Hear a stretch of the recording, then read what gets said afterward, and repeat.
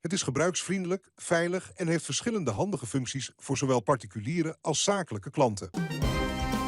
Het belangrijkste nieuws van Curaçao in het Nederlands. Extra Journaal. Vers van de pers. Welkom bij Extra Journaal. Fijn dat u weer kijkt. We hebben het belangrijkste nieuws voor u op een rij gezet. En we beginnen met het bericht dat verhoging van de AOV naar 1000 gulden nog maar het begin is. Dat staat vandaag in Extra en dat is een uitspraak van Wendel Meulen. Hij is voorzitter van de vakcentrale SSK. En die hebben de gepensioneerden die vechten voor de aanpassing van het pensioen altijd gesteund. Meulen zegt nu tegen de Extra dat het belangrijk is dat het AOV daadwerkelijk wordt geïndexeerd, wordt verhoogd, dat er wordt gekeken wat mogelijk is. En is nu uitgekomen op een verhoging naar 1000 gulden. Maar hij benadrukt dat het financiële aspect niet mag blijven steken bij die 1000 gulden. Het gesprek moet worden voortgezet en dat hangt samen met de economische situatie van het land. Er moeten maatregelen of plannen komen die inkomsten voor de regering genereren, zodat men zo snel mogelijk boven de 1000 gulden kan uitkomen en verder kan verhogen. Dit is niet het eindstation, herhaalde de heer Meulen, maar we praten verder. Politie gaat door met controles. Het was al aangekondigd, al meer dan een maand geleden kondigde de politie aan veel te gaan controleren in het verkeer en op straat in de periode naar het eind van het jaar. Afgelopen vrijdag werd er weer gecontroleerd. Toen zijn er verschillende motoren, 7 en ook een flink aantal auto's in beslag genomen. Op de Moontjeweg zijn die nacht ook 2 Venezolaanse mannen opgepakt die geen verblijfspapieren hadden. En in de nacht van zaterdag op zondag heeft de politie op verschillende plaatsen op het eiland opnieuw verkeerscontroles gehouden. 7 auto's en 5 motoren zijn van straat gehaald. 2 van die auto's die hadden meegedaan aan het viveren. Al die andere voertuigen die in beslag zijn in beslag genomen omdat de chauffeurs niet over de juiste papieren beschikken en niet konden aantonen dat alles met de auto of motor in orde is. Ook zijn er nog 2 mannen gearresteerd met te veel alcohol achter het stuur. Eentje in Janwee, ander op de Pater Eeuwensweg.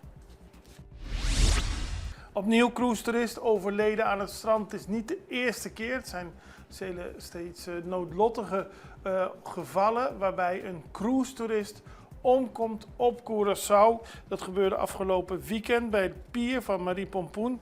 De man die was aangekomen en later met de andere gasten van het cruiseschip naar Marie Pompoen gegaan. Daar werd hij onwel. Hij was in het water gegaan, maar kon er niet meer uitkomen. Andere mensen hebben hem eruit gehaald, hebben gereanimeerd. Bij aankomst van de ambulance werd dat voortgezet, maar het slachtoffer reageerde niet meer. Blijkt dat de man een natuurlijke dood is gestorven. En het gaat om een man van wat hogere leeftijd. En het is natuurlijk erg zwaar voor de familie dat dit gebeurd is. Het projectteam grijpt in bij bouwactiviteiten.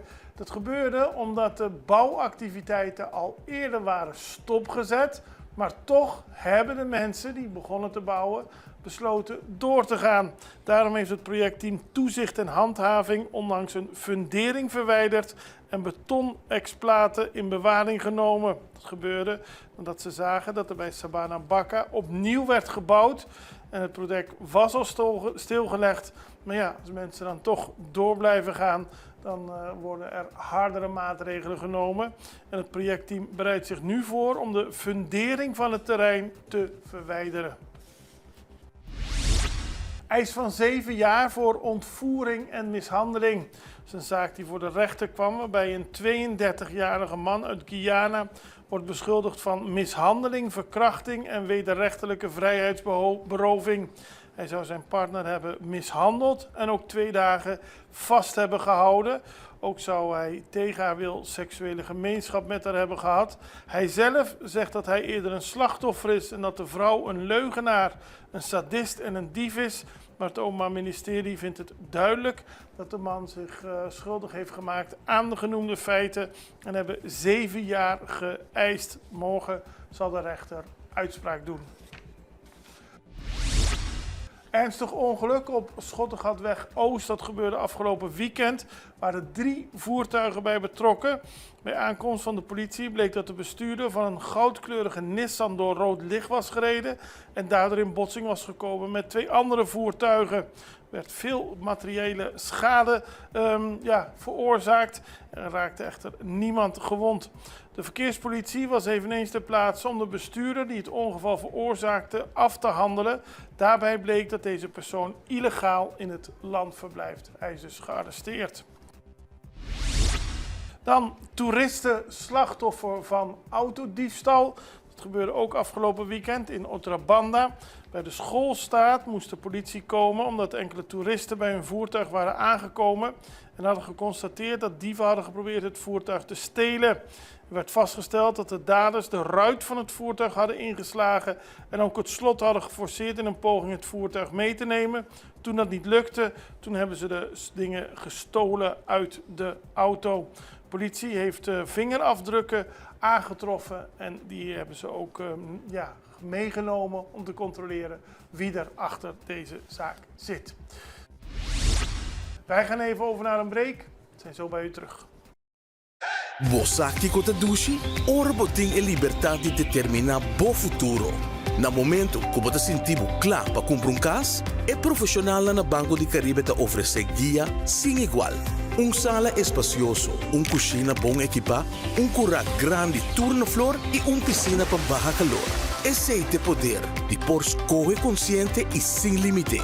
Hopi Dushi. Traga você via WhatsApp na 432 3000. Banco de Caribe. Extra in Nederland. Van Amsterdam tot Arnhem, van Groningen tot Maastricht, Extra is erbij. Volg Extra Digitaal en blijf op de hoogte van de belangrijkste ontwikkelingen in Nederland. Extra Digitaal is te zien op verschillende platforms en kanalen zoals WhatsApp, YouTube, Facebook, Instagram en ook TikTok. Wilt u ons op de hoogte brengen van een evenement of iets doorgeven? Neem contact op via WhatsApp, e-mail, Facebook of bel gewoon 06 1364 2945. Volg of abonneer je op Extra Digitaal. Klik aan en volg ons. Vamos celebrar com Extra su 50 aniversario. Com un tremendo super mega campaña 50 años. Regalando más de 50.000 florines en premio. Entre otros, pasaje y estadía en Holanda para 2 personas. Estadía de Hotel Sandals, microwave, stove, frigidaire, cama, bondi gasolina, bondi comida y hopi más. Premio principal, un auto Kia Picanto. Busca Bocorán Extra tu día, subir de website www.extra.cw y participar para Botadén. ¡Suerte!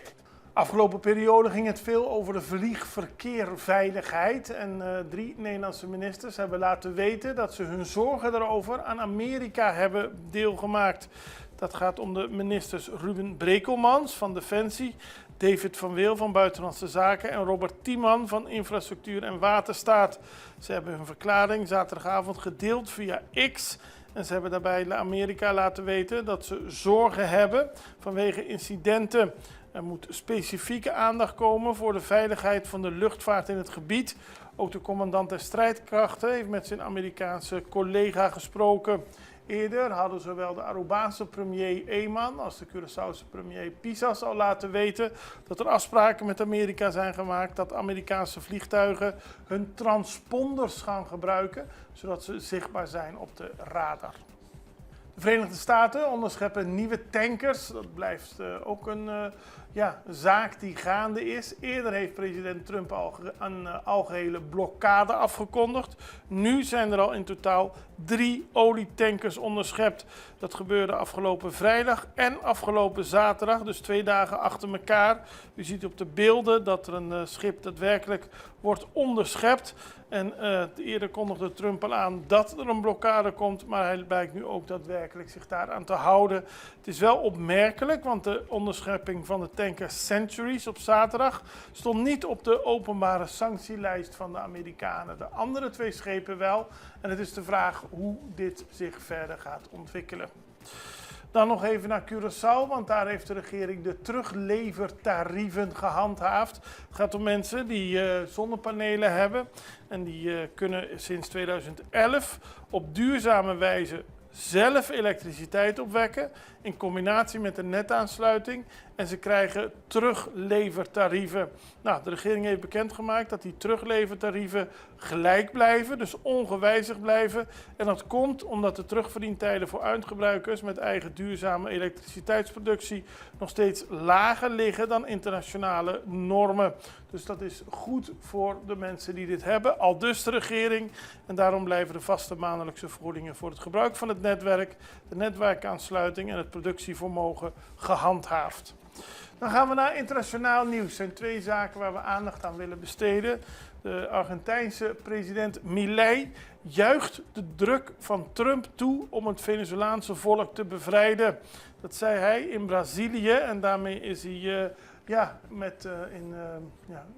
hoe moet ik het netjes zeggen, heeft hij een andere mening dan Brazilië. En Milei vond het belangrijk te blijven benadrukken dat wat hem betreft de Amerikaanse aanpak goed is voor de bevolking van Venezuela. De Braziliaanse president ziet dat helemaal niet en die pleit samen met Uruguay voor niet-inmenging.